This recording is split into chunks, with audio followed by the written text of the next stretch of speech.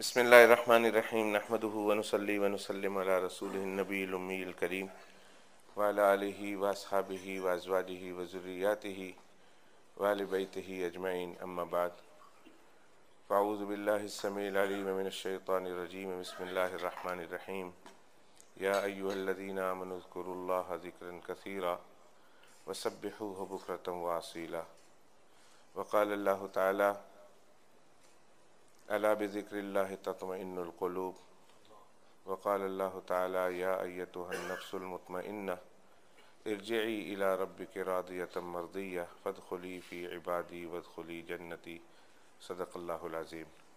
अल्लाहुम्मा सल्लि अला मुहम्मदिन व अला आलि मुहम्मदिन कमा सल्लैता अला इब्राहीम व अला आलि इब्राहीम इन्नका हमीदुम मजीद।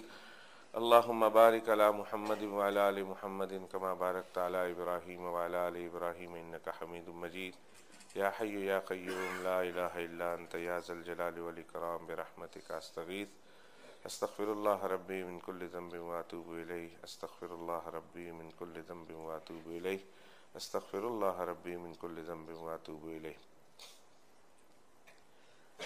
मेरे मोहतरम और इंतहाई काबिल एहतराम और अजीज़ साथियों, वैसे तो अल्लाह रब्बुल इज़्ज़त की हज पर बेशुमार व बेइंतहा गुनागो नेमतें हैं जिसमें ये इंसान गिरा हुआ है, और इतनी इतनी नेमतें हैं कि इन नेमतों को अगर हम शुमार करना चाहें तो उन नेमतों को शुमार भी नहीं कर सकते। कुछ ज़ाहिरी नेमतें हैं बेशुमार, और बेशुमार ज़ाहिरी नेमतों के साथ बातिनी नेमतें भी हैं। इन नेमतों का इंसान को एहसास, हकीकी एहसास उस वक़्त होता है कि जब किसी अपने अलावा किसी में इन नेमतों को हम नहीं देखते हैं, तो तब कहीं जाकर इसका एहसास होता है। और इससे भी बढ़कर इंसान को उसका एहसास तब होता है जब वो नेमतें जो अल्लाह ने इसको दी है उससे उसको महरूम कर दिया जाए।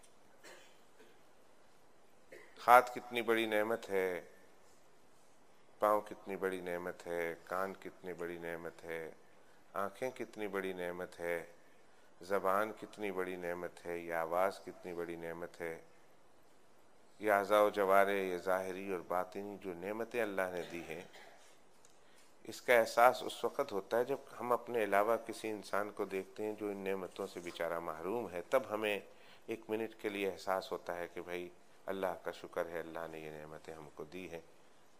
किसी गूंगे को आप देखें तो उस वक़्त अल्लाह ने जो हमको आवाज़ की नेमत दी है, बोलने की सकत और ताकत दी है, इसका एहसास उस वक़्त होता है। बेचारे गूंगा माफ़ी ज़मीर अदा नहीं कर सकता, जो अंदर से कहना चाहें सही तौर पर वो सबके सामने उसका इजहार नहीं कर सकता। जबकि एक बोलने वाला इंसान जिसको अल्लाह ने बोलने की ताकत दी, क़ुव्वत गोयाई दी, वो इंसान आफ़ियत के साथ अपने माफ़ी ज़मीर को लोगों के सामने कह देता है। तब जाकर एहसास होता है कि वाकई अल्लाह का कितना बड़ा इनाम है बोलना, कि गूंगा अल्लाह ने नहीं बनाया। तब जाकर इंसान को उसका एहसास होता है। उस वक़्त उसकी ज़बान से निकलता है अल्हम्दुलिल्लाह, अल्लाह तेरा शुक्र है।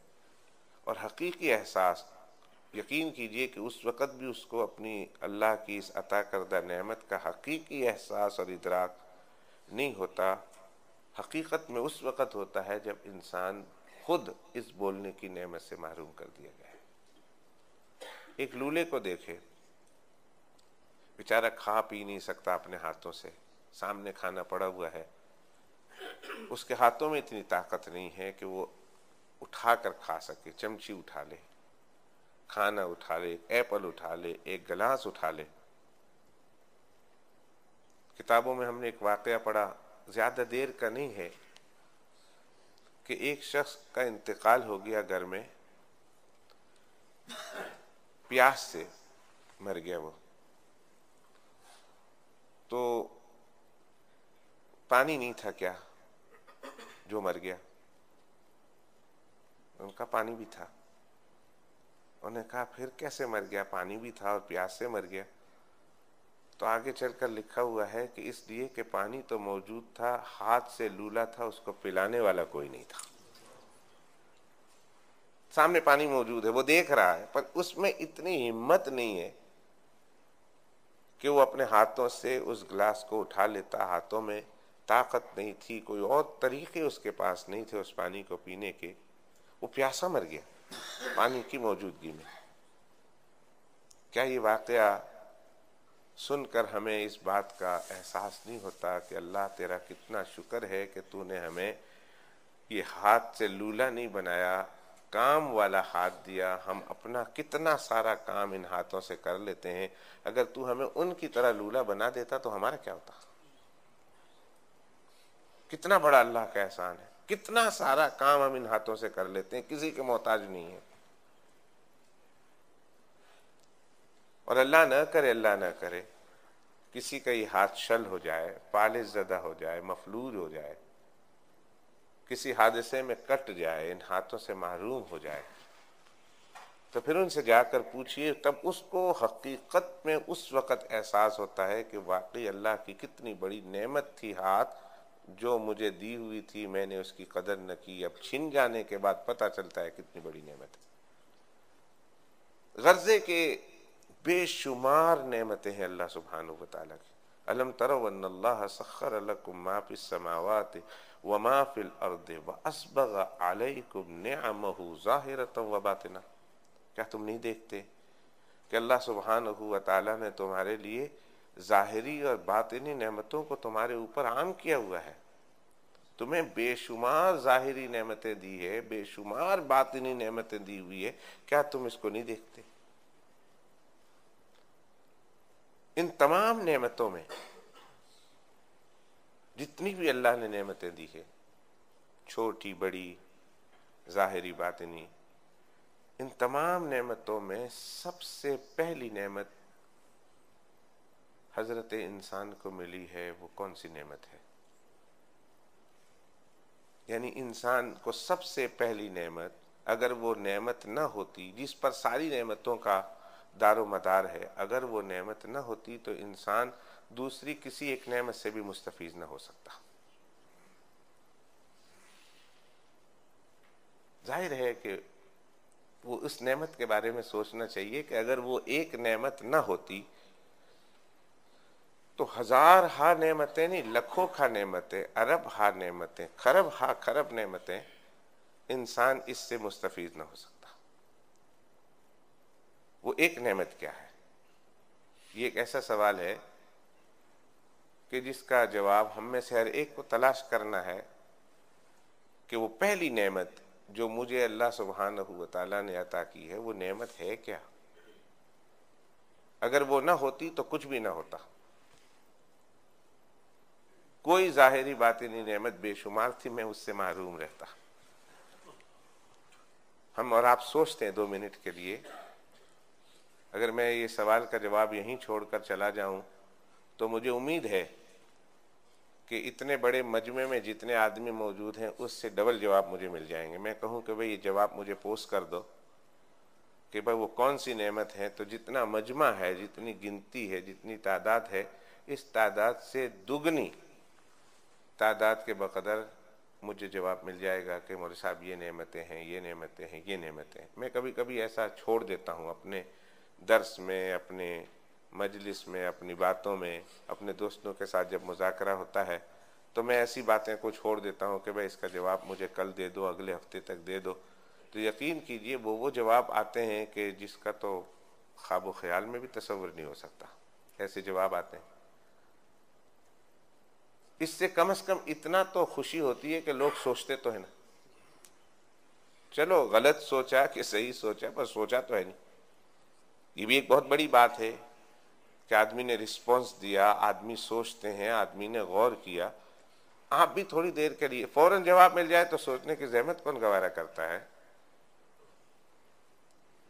आप ये सोचिए कि वो कौन सी सबसे बड़ी नेमत है कि जिस पर सारी की सारी नेमतों का दारो मदार है। अगर वो नेमत ना होती तो कुछ भी ना होता। ये उलमाए किराम से मैं नहीं पूछ रहा पढ़े लिखे हजरात से मैं नहीं पूछ रहा, मैं अपने नौजवानों से पूछ रहा हूँ। उमर बैठा हुआ है, मैं उमर से पूछ रहा हूँ कि उमर तू ही बता दे कि वो कौन सी सबसे बड़ी नेमतें हैं। इलियास है, इलियास से पूछता हूँ। इनसे तो पूछ सकता हूँ, ये मेरे भांजे, आप लोगों से जसारत नहीं कर सकता, पर इनसे ही पूछ लेता हूँ कि ये बता दें, ये सोचें। उलमाए किराम से सवाल नहीं कि वो सबसे बड़ी नेमत, या यूं कहिए सबसे पहली नेमत, कि जिस पर दूसरी तमाम नेमतों का दारोमदार है, वो कौन सी नेमत है? तो इसका जवाब क्या आएगा पता है? बता दीजिए। वो नेमत जिंदगी है, वो नेमत वजूद है कि हम नहीं थे, अल्लाह सुब्हानहू व तआला ने हमें अदम से वजूद बख्शा है, नेस से अल्लाह सुब्हानहू व तआला ने हमें हस्त में लाए हैं, हम नहीं थे। अगर हमें पैदा ही अल्लाह ताला ना करते तो सूरज बहुत बड़ी नेमत है, इसका हमको क्या फायदा होता? चांद बहुत बड़ी नेमत है, इसका हमको क्या फायदा होता? सितारे बहुत बड़ी नेमत है, इसका हमको क्या फायदा होता? बारिश बहुत बड़ी नेमत है, इसका हमको क्या फायदा होता? ये मैं सारी जाहिरी नेमतें, जिस्मानी और मादी नेमतें शुमार कर रहा हूं, और फिर रूहानी नेमतें भी बहुत सारी है। उन नेमतों से हम कैसे फायदा उठाते अगर हमारी जिंदगी ही ना होती, अगर हमें वजूद ना बख्शा गया तो होता।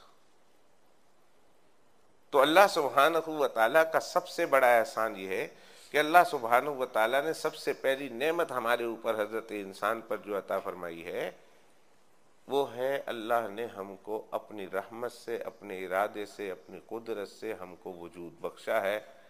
मैं आपसे पूछता हूँ, सारी नेमतों को इस्तेमाल करते हैं।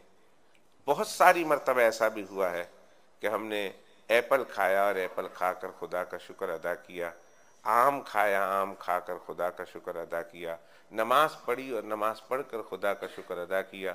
छोटी बड़ी ज़ाहिरी, बातिनी, रूहानी, मादी, जिस्मानी नेमतों को हमने इस्तेमाल किया। ज़िंदगी में बेशुमार मर्तबा ऐसा आया होगा कि जिस पर हमने अल्लाह का शुक्र अदा किया होगा, लेकिन कितने हम में से ऐसे हैं जिन्होंने ये कहा हो कि अल्लाह तेरा शुक्र है कि तूने हमें वजूद बख्शा?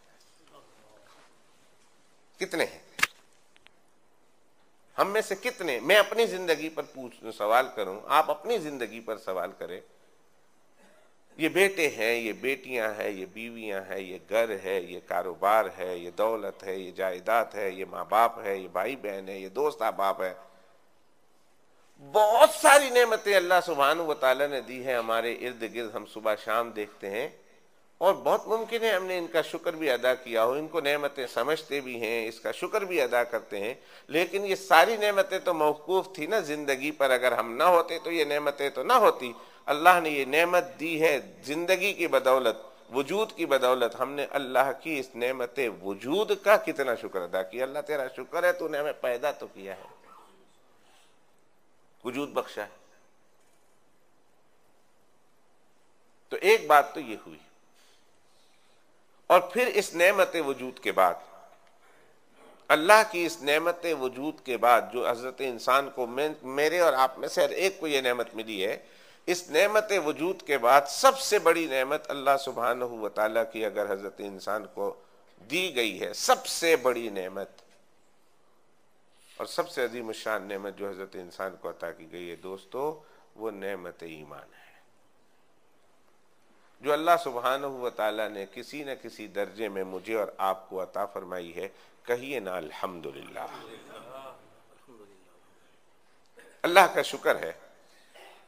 और कुरान मजीद का ये वादा है कि किसी नेमत पर तुम उसकी शुक्र की अदायगी करोगे। कोई भी नेमत मैंने तुमको दी है, अगर तुमने उसका शुक्र अदा किया, मेरी उस नेमत का तुमने शुक्र अदा किया, तो अल्लाह फरमाते हैं मेरी तरफ से 2 इनाम का वादा तो जरूर है। कोई भी नेमत जो मैंने तुम्हें दी है, अगर तुम उस नेमत का शुक्र अदा करते हो तो मेरी तरफ से 2 इनाम ले लेना, नक़द, फौरन इनाम 2 तो मिलेगा तुम्हें उस वक़्त। एक ये अल्लाह फरमाते हैं जब तुमने मेरी इस नेमत का शुक्र अदा किया, फौरन आसमानों पर ये फैसले होते हैं कि अब तुमसे ये नेमत छीनी नहीं जाएगी, हमेशा हमेशा तुम्हारे पास हम नेमत बाकी रखेंगे। ये आसमानों में फैसले होते हैं अगर तुम उस नेमत का शुक्र अदा करो। एक फैसला आसमानों में ये होता है कि हम तुम्हारी उस नेमत को तुमसे लेंगे नहीं अगर तुमने इसका शुक्रिया अदा करते रहे तो। और दूसरा फैसला अल्लाह सुब्हानहू व तआला की तरफ से ये होता है लअज़ीदन्नकुम का, कि सिर्फ यही नहीं कि जो नेमत मैंने तुम्हें दी है बस दे दी है, अब ये नेमत तुम्हारे पास बाकी रखूंगा। अल्लाह फरमाते हैं तुम्हारी इस दी हुई नेमत में मैं इजाफा करता रहूंगा, इजाफा करता रहूंगा, इजाफा करता रहूंगा। इस नेमत में इजाफा होता रहेगा। आदत डालिए। बात शायद आगे चलकर ना आ सके जबान पर, तो मैं अभी कह देता हूं। आदत डालिए हमारी जिंदगी में अल्लाह सुब्हानहू व तआला की हर नेमत की अदायगी का शुक्र अदा करने की। खुद भी डालिए, अपने औलादों में डलवाइए। 3-4 अल्फाज, 3-4 अल्लाह का जिक्र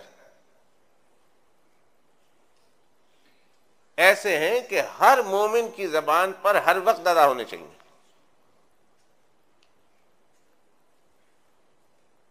कोई मोमिन की जबान इन अल्फाज से मुस्तस्ना न रहे, गाफिल न रहे, पीछे न रहे। ये 3-4 दुआएं हैं, अज़कार है, हर मोमिन की जबान पर दिन और रात सैकड़ों मरतबा आने चाहिए। उनमें से पहला लफ्ज है, आप भी सीखिए, बच्चों को भी सिखाइए। अगर आदत है तो इस आदत पे कायम रखिए, इस पर अल्लाह का शुक्र अदा कीजिए। नहीं तो पहले शुरू चंद दिनों में आपको तकलीफ तो होगी इस आदत को डालने की, लेकिन जब बन जाएगी फिर आदत बन जाएगी, इंशाअल्लाह ताला ये छूटेगी नहीं। उनमें से पहली आदत है, जो काम शुरू करने लगे सबसे पहले कहिए बिस्मिल्लाह। पूरा बेशक ना पड़े, बिस्मिल्लाह की आदत डालिए। गिलास उठाया आपने, कहें बिस्मिल्लाह। पानी का नल का खोला आपने, कहें बिस्मिल्लाह। कपड़ा उठाया आपने, कहें बिस्मिल्लाह। चाबी उठाई आपने, कहें बिस्मिल्लाह। हर नेक काम जो आप शुरू करने लगे हैं, हर नेक काम को शुरू करने के वक्त आदत डालिए बिस्मिल्लाह कहने की। घर में जा रहे हैं, आप कुंजी डाल रहे हैं, ताले के अंदर खोल रहे हैं, कहें बिस्मिल्लाह। और फिर दूसरा दरवाजा खोला, कहें बिस्मिल्लाह। चाबी उठाई, बिस्मिल्लाह। गाड़ी खोली, बिस्मिल्लाह। बिस्मिल्लाह मोमिन की जबान पर इतना आम होना चाहिए, इतना आम होना चाहिए कि कोई उसका नेकी का काम शुरू हो रहा हो और बिस्मिल्लाह उसकी जबान पे ना आए, ऐसा नहीं होना चाहिए। आदत डालिए। यकीन कीजिए कि बिस्मिल्लाह की बरकत का फायदा ये होगा कि अल्लाह सुब्हानहू व तआला आपके हर उस अमल में बरकतें अता फरमाएंगे, और वो बरकतें होंगी कि आदमी हैरान हो जाएगा। फरमाया खुद जनाब। और देखिए बिस्मिल्लाह, एक तो है ना, हम बिस्मिल्लाह पढ़ेंगे तो बरकतें आएंगी, और हम बिस्मिल्लाह पढ़ेंगे तो हमारे काम आसान होंगे। हम बिस्मिल्लाह पढ़ेंगे तो हमारे लिए उस कामों में सहूलतें पैदा होंगी। इसका ना पढ़ने का नुकसान यह है कि जिस काम में हम हाथ डालेंगे और बिस्मिल्लाह नहीं पढ़ेंगे तो बरकत वाला भी काम होगा तो अल्लाह उसमें बेबरकती डाल देंगे। सबको शिकायतें हैं, बेबरकती की बहुत शिकायतें सुनते हैं। जिस जगह पे हम बैठे हुए सुबह शाम, और जो काम हमने अनफॉर्चुनेटली अपनी खुशी से नहीं, पर यह काम मुसल्लत हो गया हमारे ऊपर, हम जिस काम को हम सुनते हैं, जिस काम को सुबह शाम हम डील करते हैं, बहुत सारे लोगों की जबानी हमने ये सुना कि मौलवी साहब हमारे घर में नहीं, किसी चीज में बरकत नहीं रही। बेबरकती की शिकायत आम हो गई।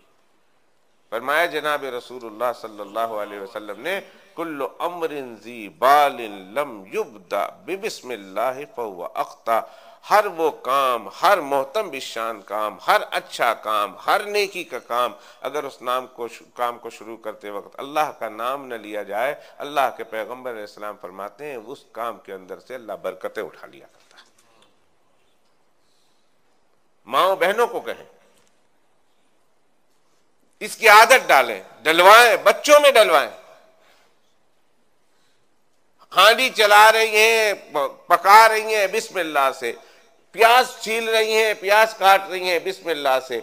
जो काम भी, चूल्हा खोल रहे हैं, चूल्हा जला रहे हैं, पंखा जला रहे हैं, बत्ती जला रहे हैं, कोई भी अच्छा काम कर रहे हैं, आदत डाल दीजिए बिस्मिल्लाहिर्रहमानिर्रहीम या पूरा पढ़ने की। और अगर पूरा नहीं पढ़ते तो कम से कम बिस्मिल्लाह, अल्लाह का नाम लेकर करने की। देखिए हम नमाज जब हम वुजू करते हैं ना, वुजू के शुरू में भी दुआओं में आता है बिस्मिल्लाह के, बिस्मिल्लाह से वुजू शुरू करो। मुझे वो ये बात याद आ गई, फरमाया जो आदमी वुजू करता है और वुजू करते हुए बिस्मिल्लाह, सिर्फ बिस्मिल्लाह पढ़ता है, तो अल्लाह सुब्हानहू व तआला इस बिस्मिल्लाह की बरकत से जहां जहां वुजू का पानी लगता है, अल्लाह इस वुजू की बरकत से उन आज़ा के इसके साथ किए गए तमाम गुनाहों को अल्लाह माफ फरमा देते हैं बिस्मिल्लाह से।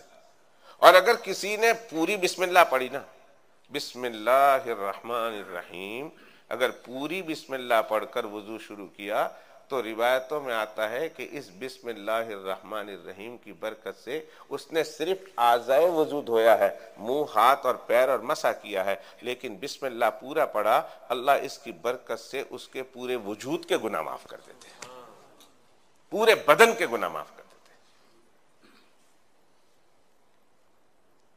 लिखा हुआ भी है। आगे चलकर पता नहीं मेरे पास कितना टाइम है, बहुत देर के बाद आया हूं। एक वादा भी था, बहुत पुराना वादा था, बहुत सारे साथी तकाजा कर रहे थे। हजरत शेखुल हदीस उस्ताजुल उलमा महबूबुस सुलहा हजरत अक़दस हजरत मौलाना मोहम्मद यूनुस साहब जौनपुरी मुद्दज़िल्लुल आली हफ़िज़हुल्लाह यहाँ बैठकर कह गए थे कि बिलाल बयान करेगा, तो वो एक वादा भी था हजरत का। और फिर बहुत सारे अहबाब दोस्त कब से कह रहे थे आना है, और एक बहुत पुराना कर्ज भी था, वादा भी था आपसे। तो आज आया हूँ, अभी जहाँ से आया हूँ थक थका कर आया हूँ, 1.5 पौने 2 घंटे से ज़्यादा का बयान होकर आया हूँ तकरीबन। लेकिन फिर भी जितनी देर अल्लाह ताला बुलाएगा इंशाअल्लाह ताला आपकी खिदमत में बात करूँगा। एक बात तो ये है कि बिस्मिल्लाह की आदत डालिए, आदत डालिए। और दूसरी आदत क्या अच्छी सी डालनी है, अल्हम्दुलिल्लाह।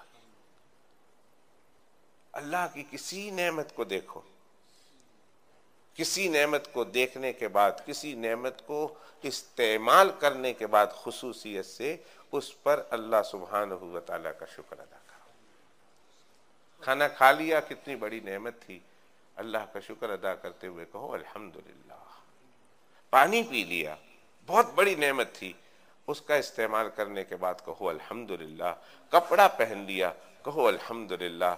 गाड़ी में आप सफ़र करके आए, गाड़ी से उतर रहे हैं, अरे नहीं सफ़र कर सकते थे, इतना लंबा चौड़ा सफ़र अगर हम इसको करते हमारी मस्ती उतर जाती। अल्लाह तूने गाड़ियाँ दी है, और गाड़ियों में घंटों का सफ़र, दिनों का सफ़र हमने घंटों में, और घंटों का सफ़र हमने मिनटों में तय किया है। अल्लाह तेरा कितना बड़ा शुक्र है, अल्लाह का शुक्र अदा कीजिए। गर्ज़े के जो नेमतें अल्लाह सुब्हानहू व तआला की आप इस्तेमाल कर रहे हैं, इस्तेमाल से फारिग हो गए बिलखुसूस, उसके बाद आप आदत डालिए उस नेमत पर अल्लाह का शुक्र अदा करने की। एक ये काम करना है, बहुत कोशिश ध्यान के साथ, इतना अल्हम्दुलिल्लाह का तो इतना तराना आपकी जबान पर हो, और इतनी बार ये कसरत के साथ अल्लाह सुब्हानहू व तआला का जिक्र आपकी जबान पर आए कि आदमी गिन न सके दिन में, अगर गिनना चाहे कि मैंने आज दिन में कितनी बार अल्हम्दुलिल्लाह कहा। और देखिए कोई काम मैं छोड़ा नहीं रहा आपसे। मैंने आपको कहा बिस्मिल्लाह इस वजीफा को करने के लिए मैं सारा काम छोड़कर मस्जिद के कोने में आकर बैठ जाओ, मैंने ऐसे कहा? मैंने ये कहा कि अल्हम्दुलिल्लाह का आपने जिक्र करना है, सैकड़ों दफा करना है, उसके लिए आप वक्त फारिग करो। मैंने कहा ना, चलते फिरते उठते बैठते यकीन कीजिए कि सारा दिन में आप बाद में गिनेंगे तो बहुत मुमकिन है कि आपने 200 दफा तवा अल्हम्दुलिल्लाह कहा होगा, लेकिन उसके लिए आपको 1 मिनट भी अपने औकात से फारिग करना नहीं पड़ा, फुर्सत के निकाल कर आपको बैठना नहीं पड़ा। आप चल फिर भी रहे हैं, जहां कहीं है, जिस एनवायरमेंट में है, आप अल्लाह का जिक्र कर रहे हैं। इतनी आदत डाल दीजिए। और तीसरा काम जो करना है वो ये है कि अपने दिल में ये निदामत, अपने दिल में ये एहसास, अपने दिल में ये इजहारे पशेमानी और इस्तेहजार अल्लाह सुब्हानहू व तआला की नेमतों के अदायगी का, शुक्र की अदायगी नहीं कर सके। अल्लाह की बेशुमार नेमतें हम इस्तेमाल करते हैं, लेकिन उसका शुक्र कमा हक़ नहीं कर सकते। कदम कदम पर हमसे अल्लाह सुब्हानहू व तआला के नेमत की नाशुक्री होती चली जा रही है। तो इस पर हमारे दिल में नदामत का एहसास हो और हमारी जबान से निकल रहा हो अस्तगफिरुल्लाह, अस्तगफिरुल्लाह कसरत के साथ। अल्लाह ये इतना बड़ा काम, अब देखिए नमाज है, और नमाज भी मेरी आपकी नहीं, जनाब मोहम्मदुर रसूलुल्लाह सल्लल्लाहु अलैहि वसल्लम की। अल्लाह के पैगंबर अलैहिस्सलातु वस्सलाम नमाज पढ़ने के बाद हज़रात उलमाए किराम से पूछिए कि जैसे ही अस्सलामु अलैकुम वरहमतुल्लाह, अस्सलामु अलैकुम वरहमतुल्लाह नमाज ख़त्म हुई, अल्लाह के पैगंबर अलैहिस्सलातु वस्सलाम जोर से एक मरतबा फरमाया करते थे अल्लाहु अकबर। बाज़ रिवायतों में 3 मरतबा आया है अल्लाहु अकबर, अल्लाहु अकबर, अल्लाहु अकबर, और बाज़ रिवायतों में 1 मरतबा भी तज़किर आया है अल्लाहु अकबर, जोर से फरमाया करते थे। उसके बाद अल्लाह के पैगंबर अलैहिस्सलातु वस्सलाम की आदत शरीफा ये थी कि अल्लाह के पैगंबर फरमाया करते थे अस्तगफिरुल्लाह, अस्तगफिरुल्लाह, अस्तगफिरुल्लाह, नमाज के बाद। और रिवायतों में आता है, उलमाए किराम जानते हैं, इस मिंबर और मेहराब से आपको 50 दफ़ा ये हदीस पाक सुनाई गई होगी, और आपको तो अल्लाह ने दिए ही बहुत खूबसूरत आलिम और बड़े जो है जय्यद आलिम दिए हैं। आपने बारहा इस रिवायत को सुना होगा, मेरे आका अलैहिस्सलातु वस्सलाम फरमाते हैं कि मैं अल्लाह का नबी एक एक दिन में 70 मरतबा और बाज़ रिवायतों में 100 मरतबा भी अल्लाह की पाक बारगाह में इस्तग़फ़ार अदा करता हूँ। अल्लाह के पैगंबर सल्लल्लाहु अलैहि वसल्लम फरमाया है, और कसम खा के फरमाया वल्लाहि, अल्लाह की कसम, मैं दिन रात में अल्लाह की पाक बारगाह में 100 मरतबा अल्लाह सुब्हानहू व तआला से मग़फ़िरत तलब करता हूँ, इस्तग़फ़ार करता हूँ। वो हस्ती के जिसके ज़िम्मे कोई गुनाह नहीं, वो हस्ती जो मासूम है, वो यूं फरमा रहे हैं कि मैं दिन रात में 100 मरतबा अल्लाह सुब्हानहू व तआला की पाक बारगाह में इस्तिग़फ़ार करता हूँ, मग़फ़िरत तलब करता हूँ अल्लाह से। तो जो हम सरापा गुनहगार हैं, हमें इसका किस कदर ख्याल रखना चाहिए कि हमें कदम कदम पर अल्लाह सुब्हानहू व तआला की पाक बारगाह में उससे मग़फ़िरत तलब करनी चाहिए, हमें इस्तिग़फ़ार करना चाहिए। और ये इस्तिग़फ़ार का जुमला हमारी ज़बान पर आता है। बहुत सारे मुसलमान ऐसे हैं, बहुत सारे नमाजी ऐसे हैं कि जो नमाज के बाद भी अस्तग़फ़िरुल्लाह नहीं पढ़ते, कहते बिजी है, लाइफ बहुत बिजी है, अस्सलामु अलैकुम वरहमतुल्लाह, और इमाम साहब की अभी गर्दन दूसरी तरफ होती है अस्सलामु अलैकुम वरहमतुल्लाह, और उसका पांव तो खड़ा हो चुका होता है, वो तो जा रहा होता है।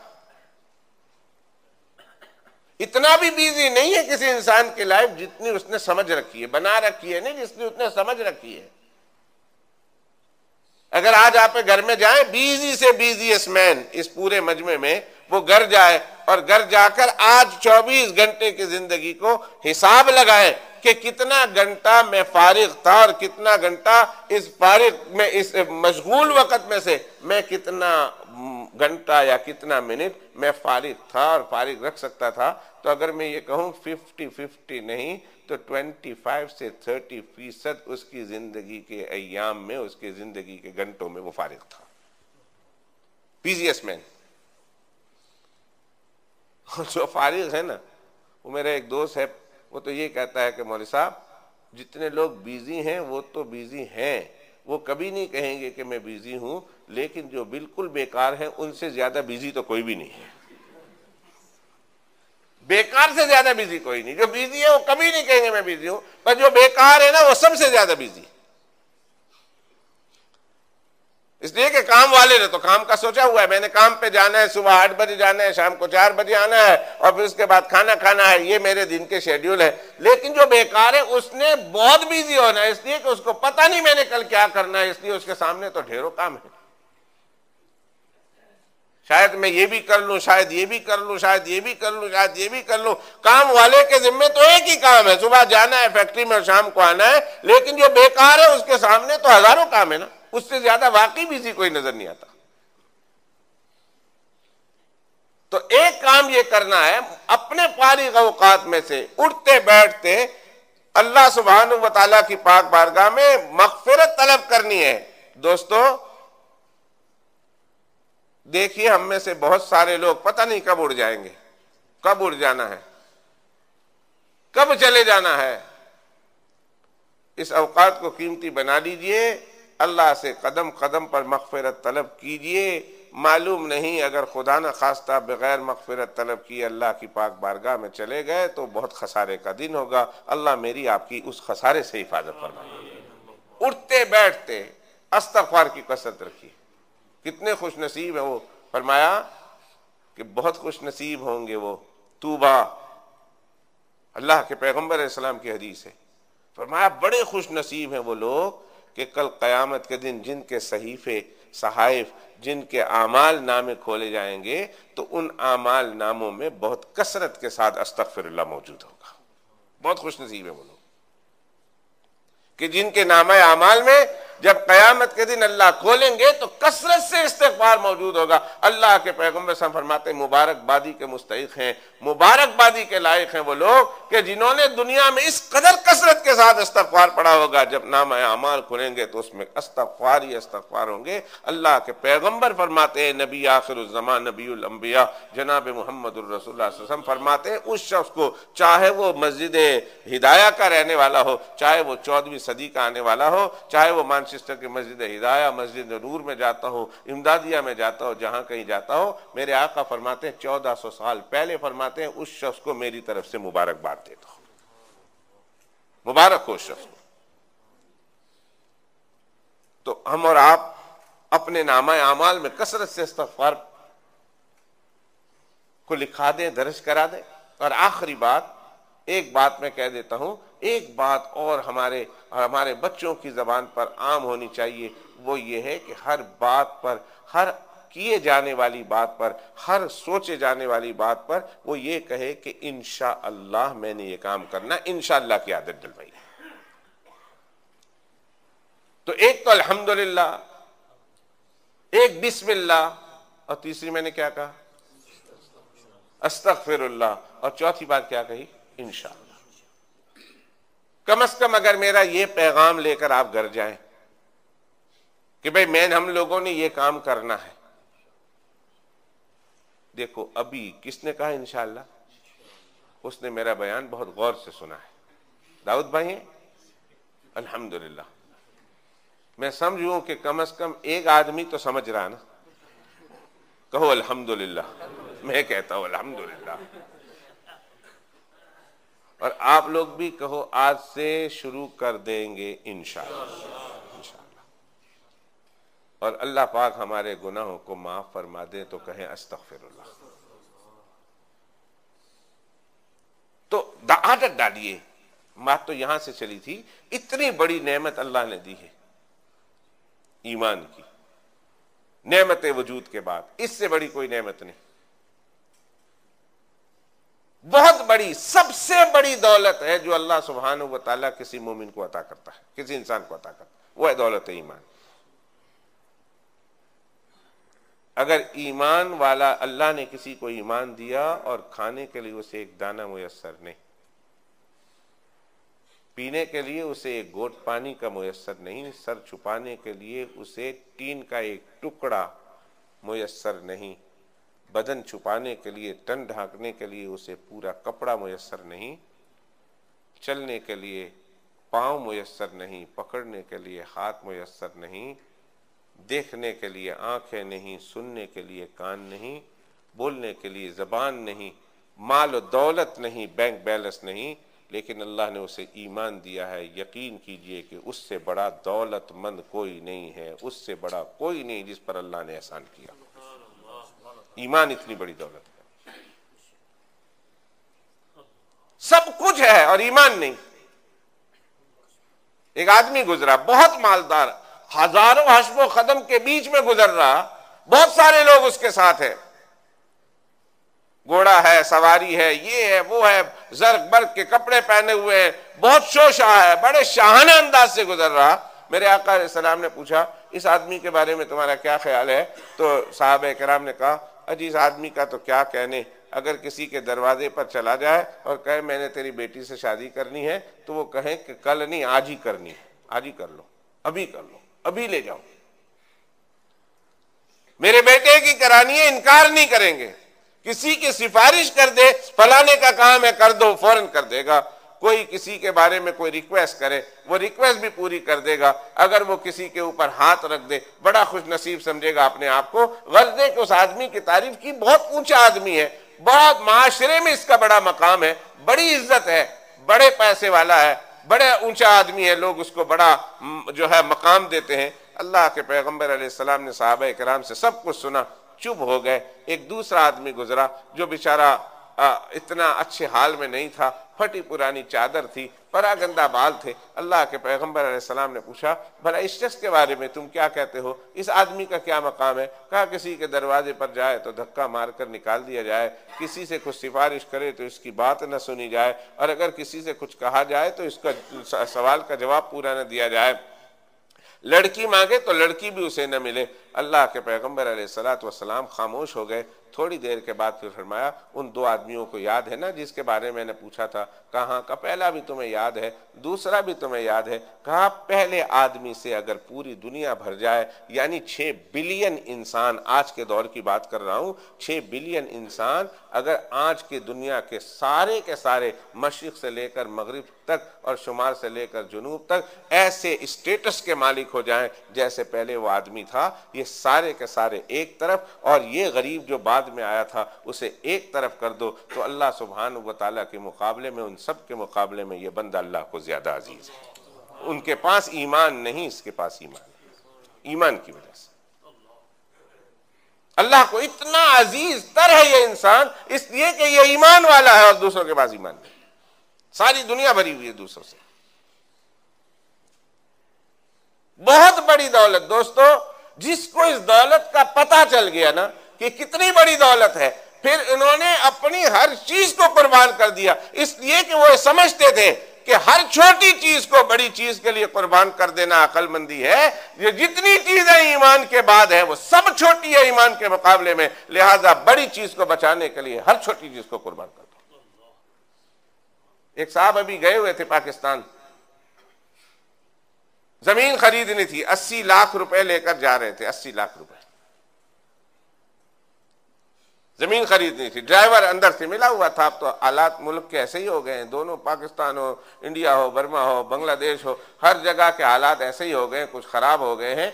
तो वो लेकर बेचारा जा रहा था, ड्राइवर मिला हुआ था। जैसे कि बाद में पता चला रास्ते में डाकू पड़ गए, उनके रिश्तेदार खड़े हो गए और डाकुओं की शक्ल में, और उनके गन जो है कन पट्टी पर रखकर कहने लगे, तुम्हारे पास है जो कुछ है दे दो, जो कुछ भी है दे दो। इसने थोड़ी बहुत मज़ाहमत की, उनका नहीं देता।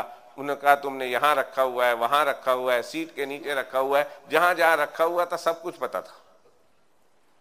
उन्होंने कहा दे दो, उन्होंने कहा मैं नहीं देता। 4-5 मरतबा उन्होंने जबरदस्ती करने की कोशिश की, इसने उनको नहीं दिया, उन्होंने गोली चला ली, वो था मर गया, यानी मौके पर ही मर गया। हमारे यहाँ बैठक हुई, हम भी गए, हमारा जानने वाला था, हम भी गए। ये जितना आपका मजमा है उससे ज्यादा मजमा था उसके घर में बैठने वालों का, ताजियत के लिए आए हुए थे। बहुत बड़ा मजमा था, ताजा ताजा वाकया था, बहुत दुनिया थी। अल्लाह के घर बैठकर कह रहा हूं कि एक आदमी भी मुझे ऐसा नहीं मिला जिसने उसको अक्लमंद बताया हो। जो भी बात करता ना वो ये कहता बड़ा बेवकूफ था, पैसे के खातिर जान दे दी, पैसे के खातिर जान दे दी, पैसे के खातिर जान दे दी, बड़ा बेवकूफ था। पैसे तो बाद में भी मिल जाते। जी असी उन्हें दी जगह होंदे ते असी तो पैसे दे छड़ने जी, असी उत्ते होंदे असी दे छड़ना, जान ते बचा लेनी है ना। कुछ इसके पैसे इधर कम है, इधर भी बैंक बैलेंस है, इधर भी इसका घर है, इधर भी इसके बच्चे हैं, इधर भी इसका कारोबार है। क्या हुआ 80 लाख चले जाते, लेकिन दूसरे पैसे तो थे ना। बड़ा बेवकूफ है, बड़ा बेवकूफ है, बड़ा बेवकूफ है। एक आदमी मुझे मजमे में न मिला जिसने ये कहा कि आदमी अकलमंद है यार, कम से कम पैसे तो उसने बचा लिए, मर गया तो क्या हुआ, किसी ने नहीं कहा। थोड़ी देर के बाद मुझे कहने लगे मौलवी साहब कुछ बात करेंगे, कुछ बात कर दो, आप आए हैं तो कोई तकरीर कर दो, कोई ताजियत का जलसा है, कोई प्रोग्राम है, कोई बात कर दो। मैंने कहा मैं तो देखता ही था, दिल में सोचता ही था कि मैं तुम लोगों की अपनी अपनी कर लो, फिर मैं अपनी सुना दूंगा। मैंने कहा जरूर करेंगे। मैंने खुद सुनाई, फिर बात तकरीर की। तो उस तकरीर के दौरान मैंने उनसे 2-4 बातें कही, जो सारी बातें आज की मजलिस में आपको नहीं बयान कर सकता। मैंने एक बात की, मैंने कहा कम से कम आज की तुम्हारे सब की बातों से एक बात यह पता चला कि आदमी को कीमती चीज को बचाने के खातिर उससे कमतर चीज को कुर्बान कर देना चाहिए, और यह अक्लमंदी है। आज के आपकी तमाम लोगों की बातों से खुलासा मुझे मिला है, यह सबक मिला है कि कीमती चीज को बचाने के लिए उससे कमतर चीजें को कुर्बान कर देना यह अक्लमंदी है, बेवकूफी नहीं। और अगर कोई शख्स अब उससे कीमती चीज से कमतर चीज को बचाने के खातिर कीमती चीज को लगा लिया करता है, वो आदमी उससे बड़ा बेवकूफ कोई नहीं, वो आदमी बेवकूफ है। और मैं तुम्हारी इस बात से इत्तेफाक करता हूं। अब आओ, मैंने कहा ये तो तुमने सब ने कहा, ये सब इस बात को मानते हैं। अब इस मजमे में से कोई एक भी हाथ खड़ा करके ये नहीं कह सकता कि मैंने ऐसा नहीं कहा या मैं ऐसा सोचता नहीं। अक्लमंदों को यही सोचना चाहिए, तुम्हारे जैसों को, और तुम यही सोचते हो और तुमने सही सोचा है, इसलिए कि तुम्हारी सोच ही यही है। तो आओ आज मैं उस वाक़े की तरफ इशारा करता हूं, फिर उसके बाद मैंने बयान किया। आइए हम उस वाक़े को याद करते हैं कि हजरत सुहैब रूमी रज़ी अल्लाह ताला अन्हु मक्का मुकर्रमा छोड़कर जा रहे हैं। वो वाक़या मुझे याद आया। मैंने कहा तुम यहां बैठे हो, मैं मक्का मुकर्रमा में उस गरीब को, उस शख्स को, उस गरीब उद्दियार को, उस मुसाफिर को जो रूम का रहने वाला था, मक्का मुकर्रमा से हिजरत करके जा रहा, अकेला तन्हा जा रहा। रास्ते में काफिरों ने रोक लिया, सुहैब जा रहे हो? कहा मैं मदीना तैयबा चला हूं, खाली हाथ, सामान दिखाओ। कहा ये खजूर है, ये पनीर है, ये पानी, और कुछ भी नहीं। उन्होंने कहा पैसे? तुम तो बहुत मालदार थे और मालदार हो, पैसे किधर है? तुमने तो मक्का मुकर्रमा में एक बिजनेसमैन की हैसियत से अपने आप को मनवाया है, पैसे किधर है? हजरत सुहैब रूमी रज़ी अल्लाह ताला अन्हु फरमाने लगे जो कुछ है वो यही है। कहने लगे पैसे बताओ। अगर पैसे तुम नहीं बताओगे, पैसे नहीं दोगे, तो हम तुम्हें मक्का से हिजरत करने नहीं देंगे, हम तुम्हें यहीं रखेंगे। यहां मार कुटाई है, यहां तशद्दुद है, यहां जुल्म है, यहां जबर है, यहां इस्तिबदाद है, यहां कुल्फत है, यहां तकलीफ है, यहां मसाइब है, सुबह शाम मार खाना है, तरह तरह की तकलीफ है। इसलिए तो मुसलमान हिजरत करके जा रहे थे अपने ईमान को बचाते हुए, नहीं जाने देंगे। हजरत सुहैब रूमी रज़ी अल्लाह ताला अन्हु फरमाने लगे अच्छा बता दो, अगर मैंने अपना पैसा दे दिया और तुम्हें बता दिया पैसा कहां है मेरा, तो फिर मुझे जाने दोगे? फिर तो मेरे रास्ते की रुकावट नहीं बनोगे? उन्होंने कहा बिल्कुल भी नहीं, अगर तुम बता दोगे। कहा फला 2 पहाड़ों के बीच में फला निशानी है, एक बड़ा पत्थर है, मैंने उस पत्थर के नीचे जगह खोदकर मैंने अपना सारा सामान वहां छुपाया हुआ है, जाओ वहां से मेरा सामान वसूल कर लो और मुझे अपने ईमान को बचाते हुए मदीना तैयबा जाने दो। उन्होंने कहा बात पक्की? उन्होंने कहा बात पक्की। एक तो अरब की जबान होती है, ऊपर से फिर मोमिन की जबान है। कहा मैं गलत नहीं कहता, ये वैसे ही होगा जैसे मैंने कह दिया है, वहां है, चले जाओ। चुनांचे उन्होंने छोड़ दिया। ये अपना ईमान बचाते हुए खजूरों की चंद गुटलियां और चंद दाने खजूरों के और थोड़ा सा पानी लेकर मक्का मुकर्रमा से मदीना मुनव्वरा को जा रहे हैं। अभी रास्ते में है कि आसमान से जिब्राइल को अल्लाह ने पुकारा, जिब्राइल, कहा लब्बैक या जलील, इधर आओ। हजरत जिब्राइल आते हैं, अल्लाह पाक क्या हुक्म है? फरमाया जाओ सुहैब रूमी के मदीना मुनव्वरा पहुंचने से पहले मेरे महबूब की खिदमत में हाजिरी दो। अल्लाह मैं जाऊं तो क्या कहूं? महबूब पूछे क्यों आया है? तो कहा इसलिए आया हूं कि आपका एक मुरीद आ रहा है और इतना अच्छा सौदा करके आ रहा है कि रब आसमान पे उससे खुश हो गया।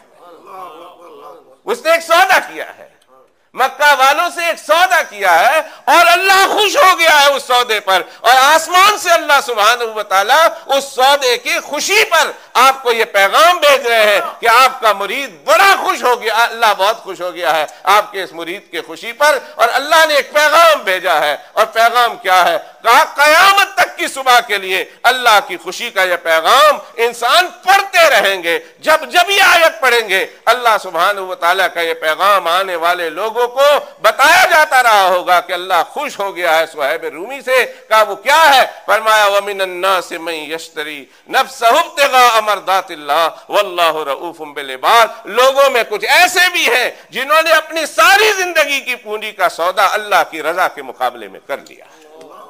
अल्लाह को राजी रखना है, ईमान को बचाना है, चाहे पूरी जिंदगी का सौदा करना पड़े, पूरी जिंदगी का मालो मता देना पड़े, मंजूर है, लेकिन अल्लाह को नाराज करना मंजूर नहीं।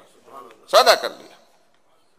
हजरत जिब्राईल अलैहिस्सलाम आकर अल्लाह के पैगंबर अलैहिस्सलाम को ये पैगाम देते हैं। इतने में बेचारे सुहैब रूमी लुटे लुटाए मदीना तैयबा पहुंचते हैं। अल्लाह के पैगंबर को पता चलता है, मुलाकात हुई, आमना सामना हुआ। सुहैब रूमी अभी आ रहे हैं, अल्लाह के पैगंबर से नमाज में मुलाकात कर रहे हैं। नमाज के बाद सलाम अलैका या रसूल अल्लाह।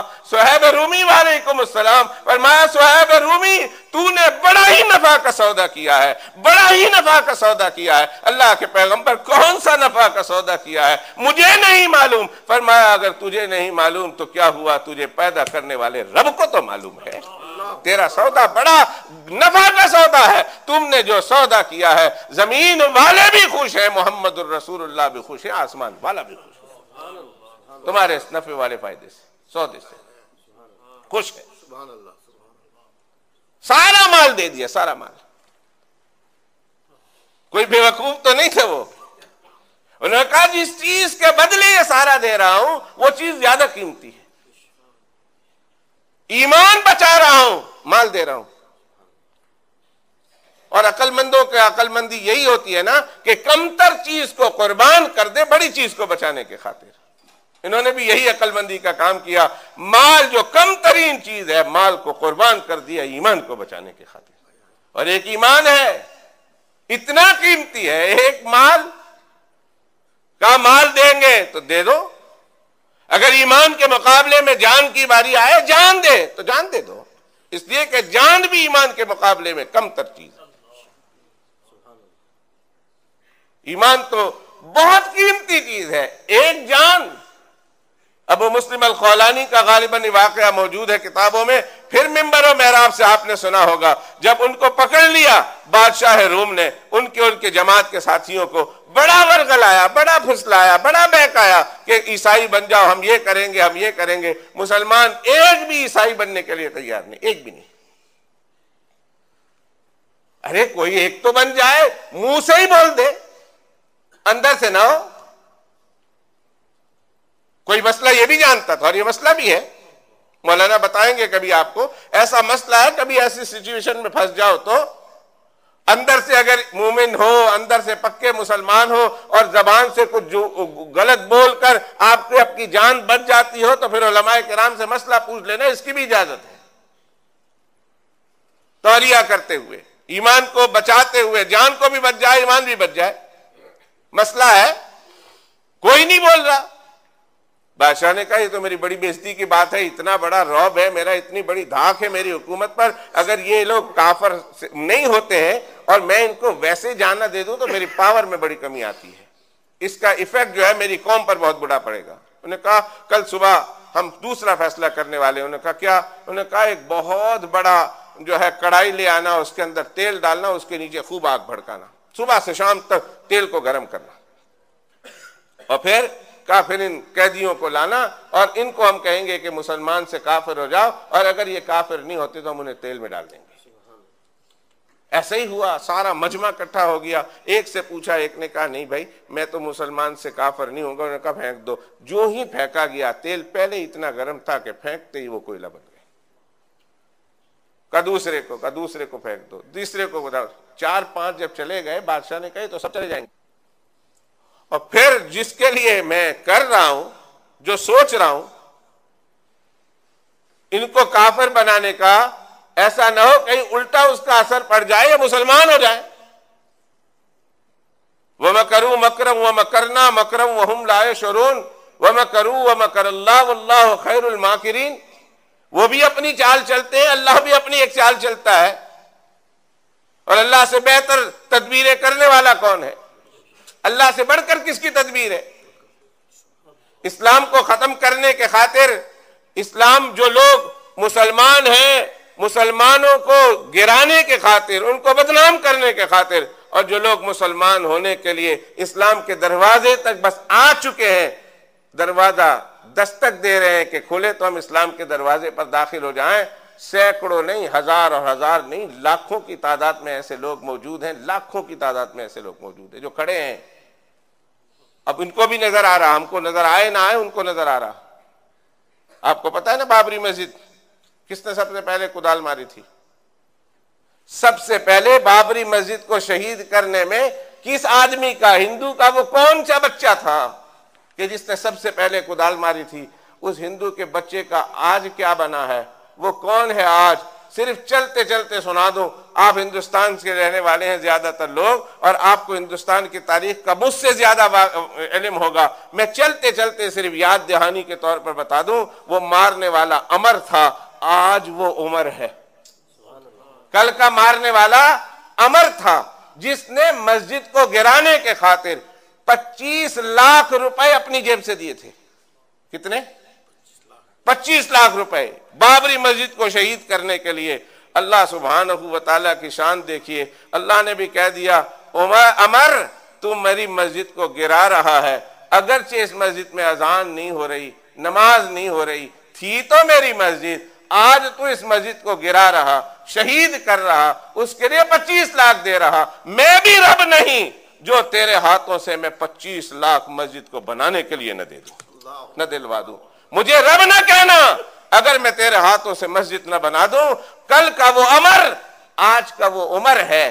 कल उसने मस्जिद को गिराने के लिए चंद कुदालें मारी थी, आज वो अब तक 83 मस्जिद बना चुका है। अब तक वो 83 मस्जिद बना चुका है।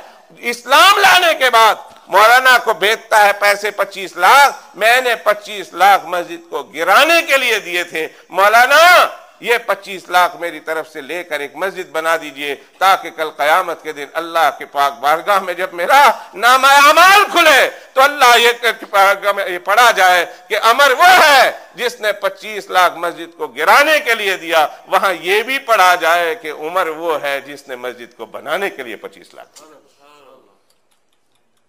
मेरी तरफ से 25 लाख लीजिए, मस्जिद बनी। उसने कहा मैंने 100 मस्जिद आबाद करनी, 100 मस्जिद। अब तक 82-83 कर चुका है। आगे सुनिए, वही उमर जो कल का अमर था, अब तक न सिर्फ खुद मुसलमान हुआ, न सिर्फ हम तो जंपल मुसलमान है ना, हम तो पैदाइशी मुसलमान हैं।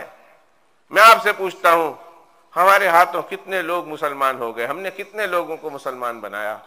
हमारी मेहनतों से, हमारे किरदार से, हमारे गुफ्तार से कितने लोग मुसलमान हुए? कभी कभी अखबार में पढ़ता हूं तो बहुत हंसी आती है। फला मौलवी साहब वो हैं जिनके हाथों पर 60 अंग्रेजों ने इस्लाम कबूल कर लिया। जब मौलवी साहब को फोन करता हूं, मौलाना साहब कैसे कबूल किया? मौलाना साहब कहते हैं जी मैं तो मसीत च बैठा सीगा, ओ आपको मुसलमान होने वास्ते आ गया। हम तो मस्जिद में बैठे हुए थे, वो आया उसे शादी करनी है, कोई पढ़ के लाया इसको मुसलमान बनाओ शादी करना है, कोई लड़की लाया मुसलमान बनाने के लिए, कोई लड़का लाया मुसलमान बनाने के लिए, उसी मजलिस में हम शादी करा के भेज देते हैं। मेरी मेहनतों से तो कोई मुसलमान बना नहीं।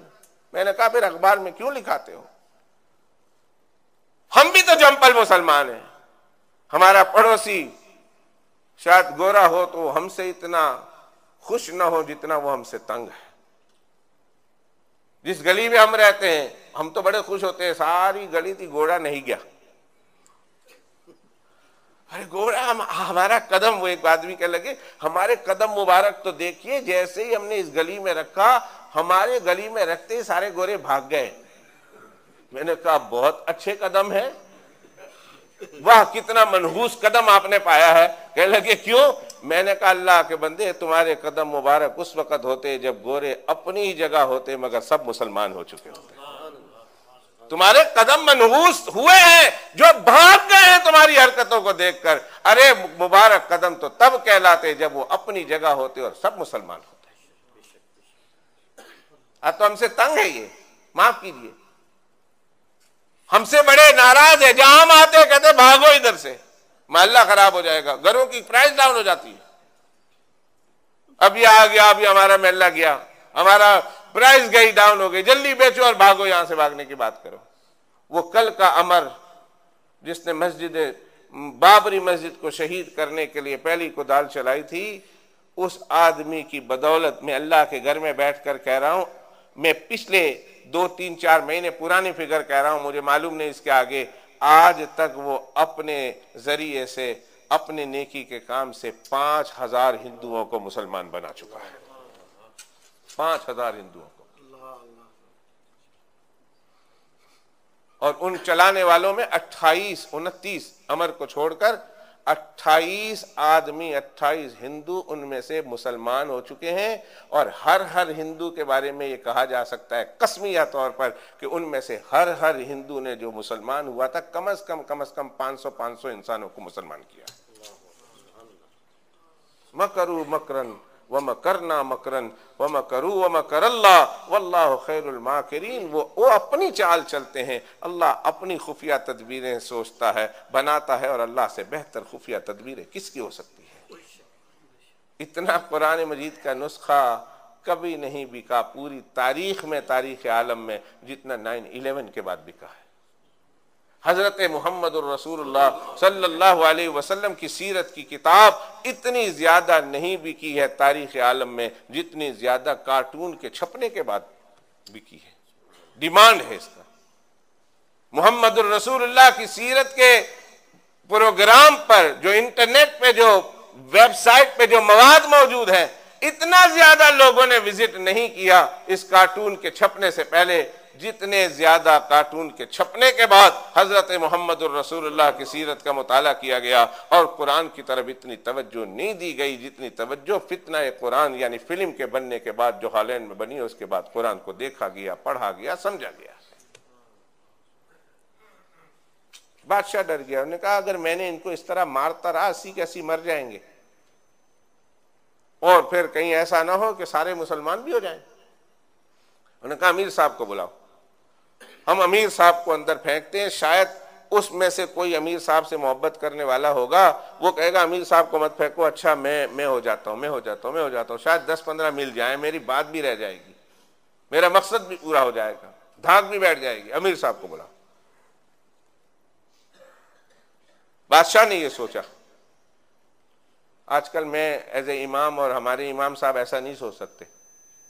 वो कहेंगे जरा पिछू बंदा आएगा ना घर लेकर, तो कोई मौलवी साहब के सामने नहीं खड़ा होगा, सब हट जाएंगे कि साडा मौलवी वो है, उन्हें मारो। कोई हिफाजत कोई नहीं करता होगा, तो साडा मौलवी मारो, कोई सारी गंदी गल्ला सानू यही सिखांदा पे, इन्हें मारो। कहा अमीर साहब सामने आए, कहा तुम, कहा नहीं, कहा इसको भी ले जाओ, और इशारा कर दिया आस्ते आस्ते ले जाओ, शायद मैं देखूं इनमें बेचैनी कैसे होती है, खलबली मचती है कि नहीं, जाके फौरन सुटना नहीं, जान दे नाल ही सुट दो, ऐसा नहीं करना। जरा पंजाबी आ जाती है मेरे कलाम में, कोई बात नहीं, वो आ जाने दो, वो तो आ ही जाएगी। तो उन्होंने कहा सुटना नहीं, फेंकना नहीं, जरा इंतजार करना। ले जा रहे हैं, फौरन अमीर साहब की आंखों में आंसू है। बादशाह को कहा अमीर साहब रो रहे हैं, कहा काम हो गया, इसको ले आओ। फौरन ले आए, मजमा देख रहा, देखो अमीर साहब रो रहे हैं, देखो अमीर साहब रो रहे हैं। कोई पूछता नहीं अमीर साहब को आप क्यों रो रहे हैं, सारे मजमा पर देखो अमीर साहब रो पड़े। पूछा क्यों भाई अमीर साहब को, फिर पूछा रोते क्यों हो, डर गए हो, इस्लाम छोड़ने का फैसला कर लिया है। अमीर साहब ने रोते हुए आंखों से आंसू बरसाते हुए कहा नाना इसलिए तो नहीं रो रहा हूँ कि मैंने इस्लाम के छोड़ने का फैसला किया। फिर कहा फिर क्यों रो रहे हो? कहा हो इसलिए रो रहा हूँ कि अल्लाह ने मुझे एक ही जान दी है, मेरे वजूद पर जितने बाल है, काश अल्लाह मुझे इतनी जान देता, मैं ईमान की खातिर हर जान को गंवा बैठता, लेकिन अल्लाह की खातिर ईमान को न छोड़ता। मेरे पास तो जान ही एक है। मैं इस पर अफसोस करते हुए रो रहा हूं कि एक जान मिली जो ईमान के खातिर लुटा दूंगा, फिर खत्म। काश इतनी जान होती जितने मेरे बदन में बाल है। एक एक जान को अल्लाह की राह में लुटाता रहता, ईमान के खातिर लुटाता रहता और दुनिया वालों पर वाजे कर देता कि ईमान हजार नहीं लाखों जानों से ज्यादा कीमती है, लाखों जानों से ज्यादा। दोस्तों अल्लाह का शुक्र अदा करें, कहें अल्हम्दुलिल्लाह, अल्लाह सुब्हानहू व तआला ने हमको ये नेमत ईमान अता फरमाई और बगैर मांगे अता कर दिया। ये भी तो अल्लाह का शुक्र है ना। एक तो नेमत ईमान मिली और मिली भी बगैर मांगे। माँ की गोद में जैसे ही पैदा हुए सबसे पहला काम ये होया जाके मौलवी साहब ने बुला के ले आओ, असी अजान दिलवानी जे। सबसे पहला काम ये हुआ कि पहले इसके कान में अजान। माँ की गोद में अल्लाह ने ईमान नसीब किया, कहना अल्हम्दुलिल्लाह। हजरत सैयदना उमर फारूक रज़ी अल्लाह ताला अन्हु की दुआ सुनाऊं। अक्सर अपनी मजलिसों में बैठकर ये अल्फाज उनकी जबान पर निकलते हुए अक्सर लोगों ने सुना कि अक्सर मजलिसों में हजरत उमर फारूक रज़ी अल्लाह ताला अन्हु की जबान पर ये जुमला हुआ करते थे, अल्हम्दुलिल्लाह अला नेमतिल इस्लाम। ए अल्लाह तेरा बहुत शुक्र है, तूने मुझे नेमत इस्लाम नसीब फरमाई। हमें तो ये दुआ सिखाई गई, बताई गई जनाब रसूलुल्लाह सल्लल्लाहु अलैहि वसल्लम ने कि आप लोग तो शायद मांगे ना मांगे, लेकिन है मांगने वाली चीज, इसलिए ऐसी जगह पर इसको बैठा देते हैं, ऐसी जगह पर सेट कर देते हैं कि आम मुसलमान न सही, कम से कम नमाज पढ़ने वाला, कम से कम अल्लाह के घर में आने वाला, कम से कम अल्लाह के सामने सिजदारेज होने वाला बंदा जब वुजू के लिए बैठेगा तो ये वुजू तो उसने करना है, तो वुजू के साथ ये दुआ सिखाई गई कि जब भी वुजू करने के लिए बैठो तो ये दुआ तुम्हारी जबान पर होनी चाहिए। कौन सी? बिस्मिल्लाहिल अलीय्यिल अज़ीम वल्हम्दुलिल्लाहि अला दीनिल इस्लाम। कितने मुसलमान हैं जिसको ये दुआ आती है? कितने मुसलमान हैं जो ये दुआ को जानते हैं? और कितने मुसलमान हैं जो जानने के बाद इसको पढ़ते भी हैं? आज हमारे यहाँ इल्म की कमी नहीं। आज हमारे यहाँ किताबें देखो तो कसरत से किताबें हैं दीन की। मस्जिदों में लाइब्रेरियां बनी हुई है, लोग उठा के पढ़ते भी हैं इनको। मस्जिद में जय्यद उलमा हैं, उर्दू में आपको बयान सुनाते हैं, इंग्लिश में आपको बयान सुनाते हैं। मस्जिदों में शायद पहले इतने दर्स न होते हों जितने दर्स होते हैं, मस्जिदों में शायद इतने वाज न होते हों जितने अब वाज होते हैं, मस्जिदों में इतनी तकारीर न होती थी, मजलिसें न होती थी जितनी अब मजलिसें होती हैं, शायद इतने सारे उलमा की भी कसरत पहले नहीं थी जितनी अब है। लेकिन इन तमाम चीज़ों के बावजूद हमारे अमल में कमी है। क्यों कमी है? जानने की कमी नहीं दोस्तों, मानने की भी कमी नहीं। कमी असल चीज की है, वो ये है कि हमारे कल्ब पे गफलत का पर्दा पड़ा हुआ है। गफलत है, एक भूल है, एक इरादे की कमजोरी है, भूल है, गफलत है। और ये गफलत कोई अच्छी चीज नहीं, गफलत अच्छी चीज। अभी किसको नहीं मालूम नमाज पढ़नी है? जो मुसलमान नमाज पढ़ने नहीं आते इस महल्ले के, उनको पता नहीं नमाज नहीं पढ़नी, नमाज फर्ज है। क्या उनको पता नहीं नमाज नहीं पढ़ने से अल्लाह सुब्हानहू व तआला नाराज होंगे? और एक एक नमाज को छोड़ देना नहीं, कज़ा करने के नतीजे में 1,88,00,000 बरस तक उसे जहन्नम में रहना पड़ेगा, एक नमाज कज़ा कर देने के नतीजे में, जानबूझकर। क्या मालूम नहीं? मालूम है, लेकिन फिर नमाज नहीं पढ़ रहे हैं, मस्जिद की तरफ नहीं आ रहे हैं। इस तमाम की तमाम चीज़ें निस्यान और गफलत का नतीजा है। और दोस्तों ये गफलत दूर करने की ज़रूरत है। और अगर ये गफलत दूर नहीं हुई, इसी गफलत के साथ हम अल्लाह के सामने चले गए तो दोस्तों बहुत नुकसान है। और उस वक़्त का नुकसान का खसारा फिर किसी और चीज़ से नहीं पूरा किया जाएगा माँ सिवाय जहन्नम की आग की। और कोई चीज़ इस गफलत को, इस खसारे को दूर नहीं कर सकती। इसलिए दोस्तों गफलत को दूर करो। और गफलत के दूर करने का क्या तरीक़ा क्या है? गफलत किस से दूर होती है और गफलत किस तरह इंसान अपने आप से दूर कर सकता है और कैसे ये इंसान गाफिल की फहरिस्त से निकल सकता है, उलमाए किराम बताते हैं उसका तरीका है अल्लाह का जिक्र। अल्लाह का जिक्र इंसान को गफलत से दूर करता है। वो आपने हदीस पाक सुनी होगी, बुखारी शरीफ की बड़ी मशहूर हदीस है।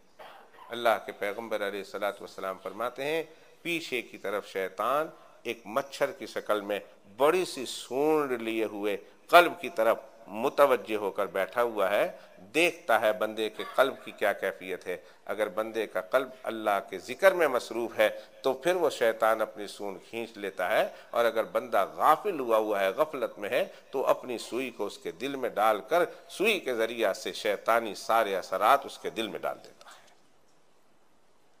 जिक्र कीजिए, जिक्र की तरफ मुतवज्जी होजिए। जिक्र क्या है, जिक्र की तारीफ क्या है, हकीकत जिक्र क्या है, मिंबर और महराब से आप बेशुमार मर्तबा सुनते होंगे। दुआ करें अल्लाह ताला अपनी रहमत से हमसे गफलत दूर कर दे। अल्लाह सुब्हानहू व ताला ये जो ईमान हमको अल्लाह ने अता फरमाया है, अल्लाह ताला इस ईमान की हकीकत को समझना भी नसीब फरमाए। दोस्तों, अभी तो मेरी तकरीर आधी हुई है, अभी मैंने सिर्फ आधी तकरीर की है, और आधी तकरीर ये की है कि ईमान बहुत बड़ी नेमत है, और इतनी बड़ी नेमत है कि इस नेमत का कोई मोल नहीं। सारी कायनात लुटा दी जाए ना इस एक नेमत के नतीजे में, सारी कायनात लुटा देना सस्ता है इस एक ईमान को बचाने के लिए। दोस्तों, हकीकत ईमान, ये ईमान है क्या, हकीकत ईमान क्या है, ईमान की हकीकत क्या है, किसे ईमान कहते हैं? हम अल्हम्दुलिल्लाह सुम्मा अल्हम्दुलिल्लाह सुम्मा अल्हम्दुलिल्लाह, हम मोमिन हैं और अपने आप को मोमिन समझते हैं, कहें ना अल्हम्दुलिल्लाह। लेकिन क्या हम ईमान को उसकी हकीकत के साथ समझे हुए हैं? हमें पता है कि ईमान किसे कहते हैं, ईमान की हकीकत क्या है, और क्या हम हकीकत ईमान के साथ इस ईमान वाली ज़िंदगी को गुजार रहे हैं? ये एक मुस्तकिल एक सब्जेक्ट है, एक मुस्तकिल मौजू है। जितना वक़्त मैंने आपका लिया, इससे ज़्यादा वक़्त इसी हकीकत ईमान को समझाने के लिए लेना पड़ेगा। लेकिन आप भी थके हुए हैं, मैं भी थका हुआ हूँ, और यार जिंदा सोहबत बाकी वाली बात है।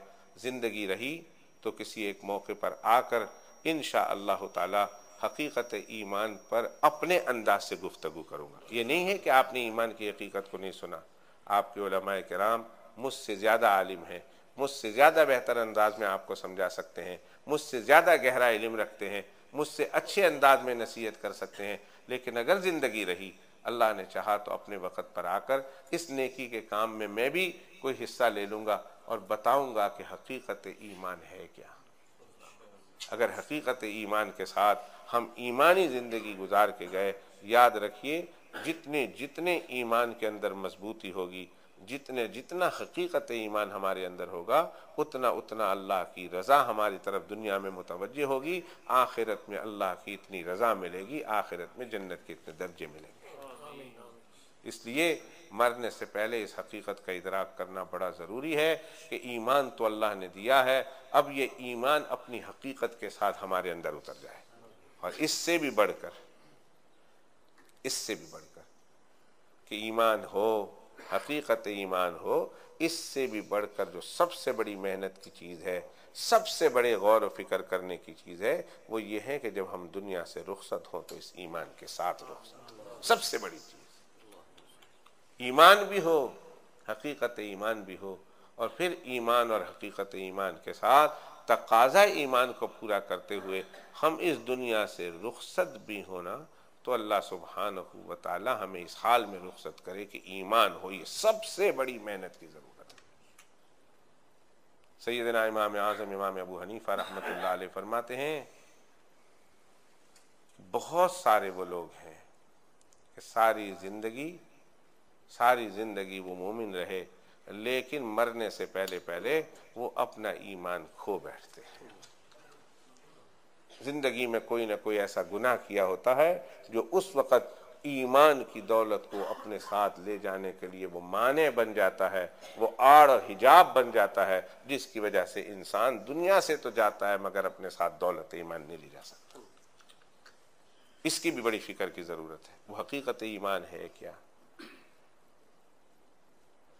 एक तो हकीकत ईमान, और फिर वो कौन से आमाल हैं कि जिन आमाल को अगर हम करते रहे पाबंदी के साथ, तो इंशाअल्लाह अल्लाह की ज़ात से उम्मीद है कि हम उस आमाल के बदौलत अल्लाह सुब्हानहू व तआला दुनिया से इस हाल में हमें रुखसत करेंगे कि हमारे साथ दौलत ईमान हो। ये दो बातें हैं, आपने मिंबर व महराब से बहुत मरतबा सुनी होगी और अक्सर सुनी होगी, लेकिन हर मुकर्रिर के समझाने का अपना एक अंदाज है, हर आदमी अपने अंदाज से गुफ्तगू करता है।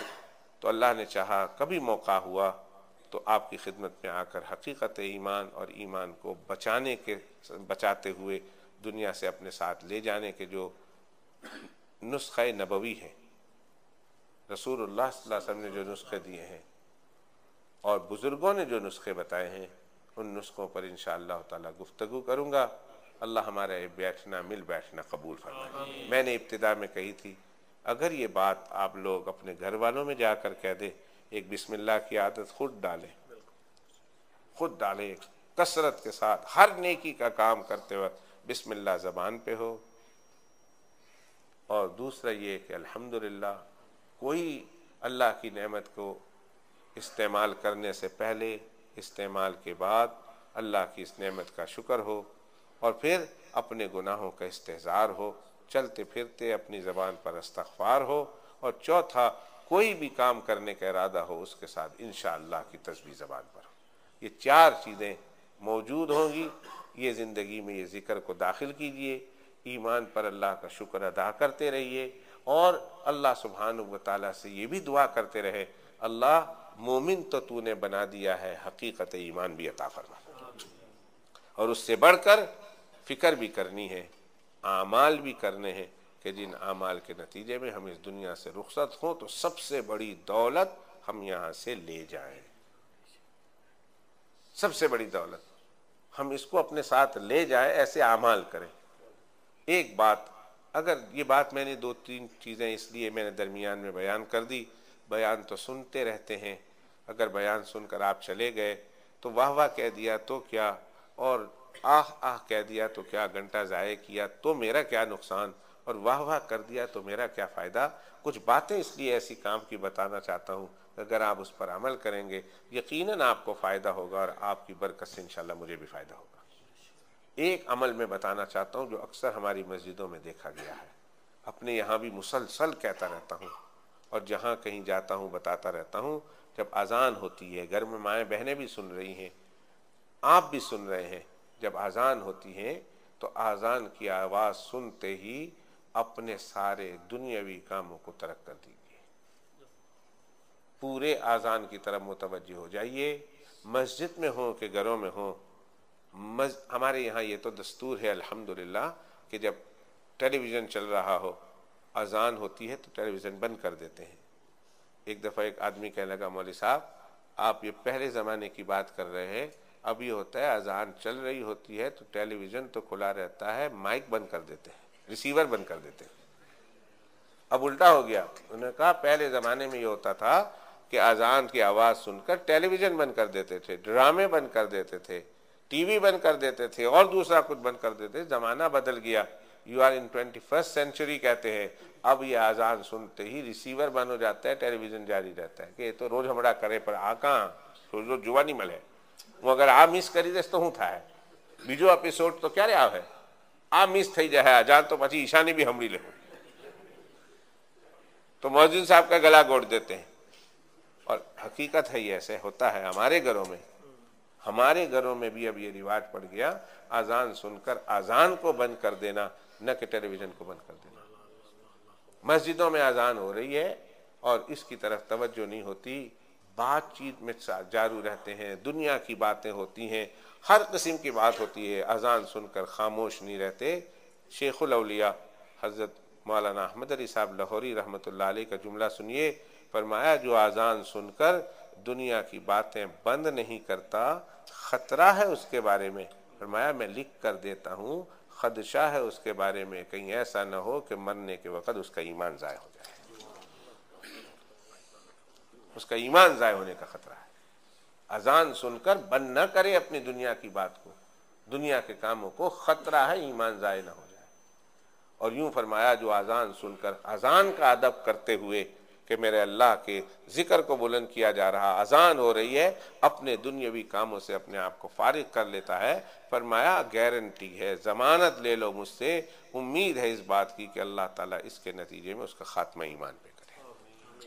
आइंदा से इस बात का ख्याल रखिए, हमारी मस्जिदों में साथियों में इस बात का चर्चा कीजिए। अजान हो रही हो, फौरन लोगों से कहे खामोश हो जाओ, और खामोश बात कर रहा हो तो आप उससे कहे खामोश हो जाओ भैया, अपनी आखिरत बर्बाद न करो, ईमान की दौलत को बचा लो, इसलिए कि अजान के वक़्त बातें करना गोया ईमान की दौलत को ज़ाय कर देने के मुतरादिफ। अल्लाह ताला हमारा मिल बैठना कबूल फरमाए। आपकी मस्जिद में आया हूँ पहली बार बनने के बाद, इफ्तिताह के बाद, अल्लाह ताला आपकी इस मस्जिद को आबाद रखे। अल्लाह ताला इस मस्जिद के आबाद करने वालों के घरों को आबाद रखे, जिन्होंने इसमें डोनेशन दिया, चंदा किया, इसके लिए मेहनतें की, इसके लिए अच्छी सोच सोची, जिन्होंने इसको मोहब्बत के साथ देखा। पैसे तो अल्लाह देता तो हर किसी को है, पैसे के बारे में अल्लाह देता तो हर किसी को है, मगर अल्लाह लेता किसी किसी से है। अल्लाह देता हर एक को है, याद रखना, देता हर एक को है। उधर से लेकर उधर तक, इस कोने से लेकर उस कोने तक, मैनचेस्टर से लेकर लंदन तक बहुत सारे लोगों को अल्लाह ने पैसे दिए हैं। देता तो अल्लाह सबको है, मगर लेता अल्लाह हर एक से नहीं है। अल्लाह किसी किसी से लेता है, उससे लेता है जिससे अल्लाह प्यार करता है। अल्लाह हर एक से लेता भी नहीं। एक दोस्त मुझे कहने लगा, मेरे साथ निकल रहा था, हम दोनों निकल रहे थे, एक चादर लगी हुई थी, मैंने देखा तो ऐसे, मौलवी तो आपको पता है, मौलवी तो जल्दी जल्दी फेंकता कुछ नहीं, लोगों से कहता है फेंको, लोगों से कहता है डालो, पर मौलवी खुद ब खुद कभी डालता नहीं है। बहुत कम वक़्त ऐसा आता है, या बहुत कम मौलवी ऐसे हैं जो दे देते हैं। वो पता नहीं उस दिन मेरा दिल नरम था, क्या था, जेब भारी था, मैंने कुछ पैसे डाल दिए। वो कह रहा था डालो डालो, तो मैंने डाल दिए। तो मेरे साथ एक और मौलवी साहब थे, वो यूं निकल गए, कहने लगे मेरे साथ तमें तो फंसाई गया हूँ, बची गयो, तमें फंसाई गया हूँ, बची गयो। तो मेरे मुंह से ये जुमला निकला, भाई हूँ बची नहीं गयो, अल्हम्दुलिल्लाह अल्लाह ने कबूल कर लिया, तुम बच गए, तुम्हें कबूल नहीं किया, तुम मरदूद कर दिए गए। कैसे कैसे मैंने ये डायलॉग फिर फेंका जो अभी आपके सामने फेंक रहा हूँ। ये डायलॉग था मेरा, और मैं हमेशा ये डायलॉग मारता रहता हूँ कि अल्लाह हर एक को देता हर एक को है, मगर लेता किसी किसी से है, हर एक से नहीं लेता। लेता भी उससे जिससे प्यार है। मौलवी साहब ने जब सुना ना, बस मैंने तो ऐसे मजाक में, उन्होंने मजाक किया, मैंने मजाक कर लिया। यकीन कीजिए वो मौलवी साहब वापस, जूती पहने हुई थी, वापस गए, मैंने तो 5 डाला था, वो 25 डाल के आए, वो 25 डाल के आए अपनी। कह रहे ये बात बाकी तुम्हारी तो मुझे मार गई। अल्लाह, मैंने ये समझा थोड़ी देर के लिए, क्या वाकई अल्लाह ने मुझे रिजेक्ट कर दिया कि मेरा पैसा नहीं लिया। मैंने अल्लाह से इस्तग़फ़ार की और जा कर दे आया हूँ, और कहा मौलवी साहब दुआ करो कबूल हो जाए। मैंने कहा कबूल है, वो अल्लाह ने कबूल कर लिया, जब भी तो तुम्हारी जेब से निकाला, वरना तो तुम बाहर निकल चुके थे। तो जिसने भी दिया, देता कोई कोई है, लेकिन अल्लाह कम अज़ कम इस मस्जिद को मोहब्बत की निगाह से देखने वालों को भी अल्लाह ताला अपनी मोहब्बत अता कर दे। मस्जिद के ऊपर अगर कर्ज है तो अल्लाह अपनी रहमत से इसकी कर्ज की अदायगी की सबील पैदा फरमाए। लोगों को, अहले सरवत की सरवत को, अहले दौलत की दौलत को, अहले दिल के दिल को अल्लाह इसकी तरफ मुतवज्जे फरमाए। और मैं इस मौके पर सिर्फ मैं वो नहीं हूँ कि जो सिर्फ ज़ाहिरी ढांचे को देख कर, या अभी मौजूदा दौर के जो बनाने वाले हैं, इन बनाने वालों को सिर्फ दुआ, या इन देने वालों को सिर्फ दुआ देने पर इक्तिफा करूं। मैं उन लोगों को भी याद करूंगा आज की मजलिस में कि जो इस जगह के कायम करने के लिए बुनियाद बने हैं। अगर वो बुनियाद ना होती तो आज ये जगह वजूद में ना आती। यानी वो ट्रैफर्ड पार्क की वो मस्जिद याद है आपको? नंबर कौन सी थी जी? कौन सी गली थी? 9 स्ट्रीट।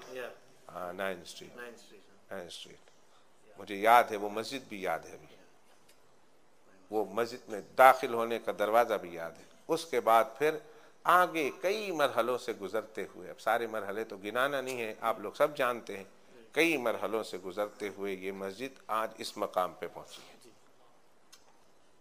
और दुआ है अल्लाह इस मस्जिद को और आबाद करे और एक्सटेंशन हो, इससे भी आगे बढ़े, ये आखिरी उसकी मंजिल ना हो। ये जो ढांचा जितना बना हुआ है बहुत खूबसूरत, ये ना इससे भी आगे बढ़े, आपकी ज़रूरतें बढ़ती जाएं, अल्लाह ताला इसको बढ़ाता चला जाए, ये दुआ है। जो लोग उस ज़माने से लेकर आज के दौर तक इस काम में शरीके महफिल रहे हैं, शरीके जुस्तजू रहे हैं, दुनिया में जिंदा हैं या फिर कब्रों ने उन्हें अपने बाहों में, अपने आगोश में ले लिया है, वो अल्लाह की रहमत में चले गए हैं, उन सब के लिए दिल से दुआ है कि अल्लाह ताला उन सब को इसका बेहतरीन अजर अता फरमाए। जिंदा हो तो जान, माल, इज्जत, आबरू, सेहत और तंदुरुस्ती, ईमान, हकीकत ईमान में अल्लाह बरकत अता फरमाए और अल्लाह अपने वक़्त पे उन्हें ईमान पे खात्मा नसीब फरमाए। और अगर वो जा चुके हों अल्लाह की रहमत में तो अल्लाह उन्हें करवट करवट चैन सुकून इत्मीनान अता फरमाए, अल्लाह उनके दर्जे बुलंद फरमाए। उन तमाम हजरात को दिल की अता गहराइयों से मुबारकबाद देता हूँ कि जिनकी बदौलत आज हम यहाँ बैठे, अल्लाह के घर में हाजिर हुए, नमाजें पढ़ी, बातें सुनी, और दुआ है अल्लाह सुब्हानहू व तआला हमारी औलाद और नस्ल को इस मस्जिद को आबाद करने वाले बनाए। ये मस्जिद हमारे लिए, हमारी आने वाली नस्लों के लिए ये मीनार नूर बने, मरकज़ हिदायत बने। अल्लाह ताला इस मस्जिद को आबाद करने वालों के घरों को आबाद करे, हमारी औलादों को यहाँ आने वालों में बनाए, और मज़ीद वो सारी दुआएं जो इस मस्जिद के बनाने वालों के लिए होती है, होनी चाहिए, अल्लाह वो सब कुछ आप सबको अता फरमाए। आमीन या रब्बल आलमीन। व सल्लल्लाहु अला सय्यिदिना मुहम्मदिन व अला आलिहि व सहबिहि अजमईन। पाक परवरदिगार हमारी हाज़िरी कबूल फरमा, अल्लाह हमारा कहना सुनना कबूल फरमा, अल्लाह अपनी रहमत से, अपने फजल व करम से जो कहलवाया सुनवाया अमल की तौफीक नसीब फरमा। अल्लाह तूने नेमत ईमान दी है, अल्लाह इस तेरी इस नेमत ईमान पर अल्लाह तेरा शुक्र अदा करते हैं, हमारी शुक्र गुजारी कबूल फरमा। अल्लाह हकीकत ईमान भी अता फरमा, अल्लाह वो आमाल के जिनसे ईमान मजबूत होता है, ईमान में कुव्वत और ताकत आती है, ईमान के नूर में इजाफा होता है, अल्लाह वो आमाल करने की तौफीक अता फरमा। परवरदिगार आलम जब दुनिया से रुखसती हो इस हाल में कि ये ईमान की दौलत हम अपने साथ ले जाएं, अल्लाह ऐसे मुकद्दर फरमा। परवरदिगार आलम हमारे वालिदैन की मग़फ़िरत फरमा, अल्लाह हमारे वालिदैन की मग़फ़िरत फरमा, हमारे बीवी बच्चों की मग़फ़िरत फरमा, भाई बहनों की मग़फ़िरत फरमा, अल्लाह हमारे भांजों भतीजों की, हमारे ददियाली, ननियाली, ससुराली, दामादी, अल्लाह जितने रिश्तेदार हैं अल्लाह उन सब की मग़फ़िरत फरमा। अल्लाह उनमें जो तेरी रहमत को पहुँच चुके हैं अल्लाह उनके दर्जे बुलंद फरमा। ज़मीन के जिस खित्ते में अल्लाह उनकी कब्र बनी है अल्लाह उनकी कब्र को अपनी मरकज़ रहमत बना दे। अल्लाह जहाँ तेरी रहमतें हर वक़्त बरसती है अल्लाह हमारे बुजुर्गों की कब्रों को उन जगहों में से जगह बना दीजिए। अल्लाह ज़मीन के जिस टुकड़े पर तू रोज़ाना मोहब्बत की निगाह डालता है अल्लाह हमारे अकाबरीन की और हमारे बड़ों की कब्रों को भी मरकज़ निगाह मोहब्बत बना दीजिए। परवरदिगार आलम जो जिंदा हैं हमारे बड़ों में अल्लाह उनकी जान में, माल में, इज्जत में, आबरू में, उनकी सेहत और तंदुरुस्ती में, हर चीज़ में बरकत ही बरकत अता फरमा। अल्लाह उनका साया हमारे सरों पर तादेर कायम और दायम फरमा। अल्लाह उनके हक़ में हमारी दुआओं को और उनकी दुआओं को हमारे हक़ में कबूल व मकबूल फरमा।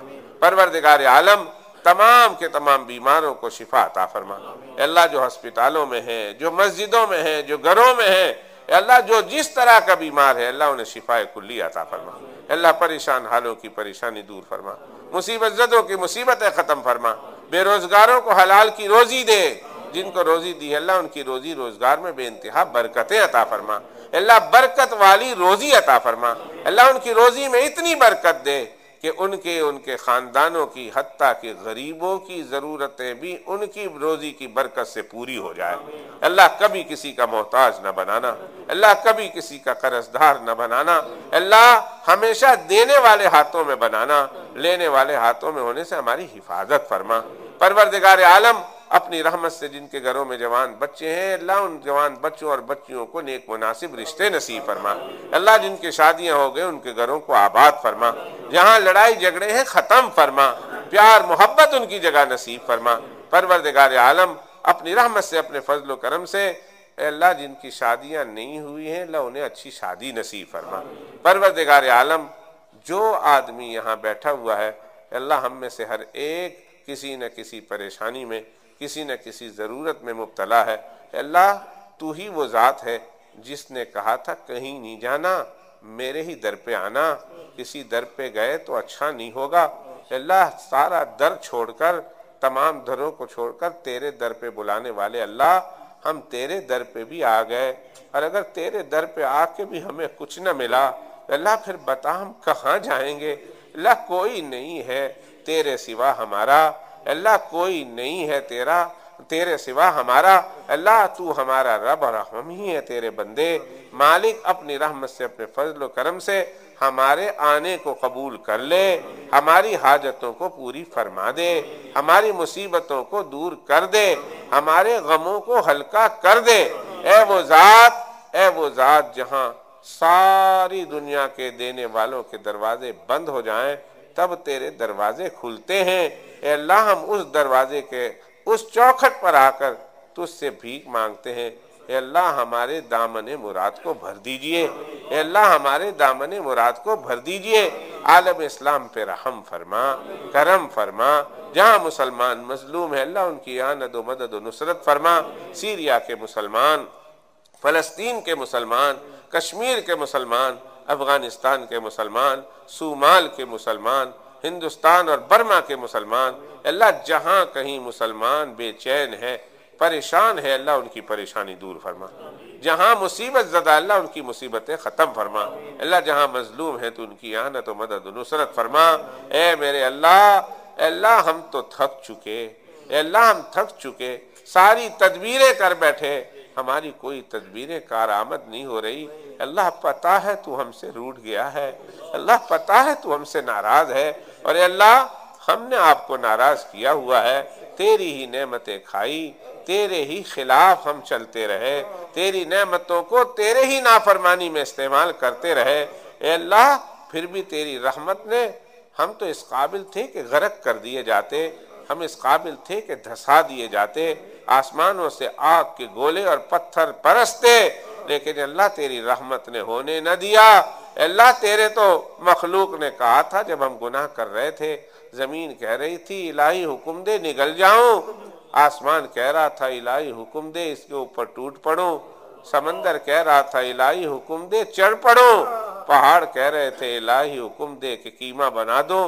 तेरा वो फरमान जो तूने उनको कहा था, अगर ये तुम्हारे बंदे हैं, तुमने इनको पैदा किया है तो कर लो जो कुछ करना चाहते हो, और अगर मेरे बंदे हैं तो तुम बीच से निकल जाओ, मैं जानूं और मेरा बंदा, जब भी मेरा बंदा तौबा करते हुए मेरे पास आएगा, मुझे मेरी इज्जत और जलाल की कसम है मैं उन्हें माफ कर दूंगा। मैं इनका इंतजार करता हूँ। ये लीजिए अल्लाह, इंतजार की घड़ियां खत्म। अल्लाह ये लीजिए हमारी तौबा। अल्लाह इस मजमे में हम अपनी तौबा का ऐलान करते हैं, अपने गुनाहों से माफी मांगते हैं। अल्लाह ये पूरा मजमा कह रहा तू सुन। अल्लाह मस्जिद हिदाया में बैठकर छोटे से छोटा और बड़ा से बड़ा भी कह रहा है, अल्लाह तू सुन लेना। ये सब कह रहे हैं इलाही हमारी तौबा। कहो ना अल्लाह को सुनाओ, कहो इलाही हमारी तौबा, इलाही हमारी तौबा। अल्लाह हम तौबा करते हैं, अपने गुनाहों से माफी मांगते हैं। अल्लाह नादानी में, गफलत में, अल्लाह शैतान के बहकावे में और नफ्स के धोखे में आकर तुझे नाराज किया। अल्लाह हम तौबा करते हैं, अल्लाह पिछले गुनाहों पर माफी मांगते हैं। मौला माफी दे दीजिए। अल्लाह आइंदा अहद करते हैं कि हम गुनाह नहीं करेंगे और अगर हो गया तो तौबा करेंगे। अल्लाह हमारा तौबा करना कबूल फरमा, अल्लाह हमारा तौबा करना कबूल फरमा, आइंदा गुनाहों से महफूज फरमा, आइंदा हो जाए तो सच्ची तौबा की तौफीक अता फरमा। मौला आसमानों को आज रोशन कर दे। फरिश्ते पूछते हैं जब तौबा मालिक कबूल करता है, फरिश्ते पूछते हैं, अल्लाह कहते हैं सारे आसमानों को रोशन कर दो। फरिश्ते पूछते हैं क्या हुआ अल्लाह, क्या हुआ, आज कौन सी रात है, क्या हो गया जो तूने सारे आसमान को रोशन कर दिया।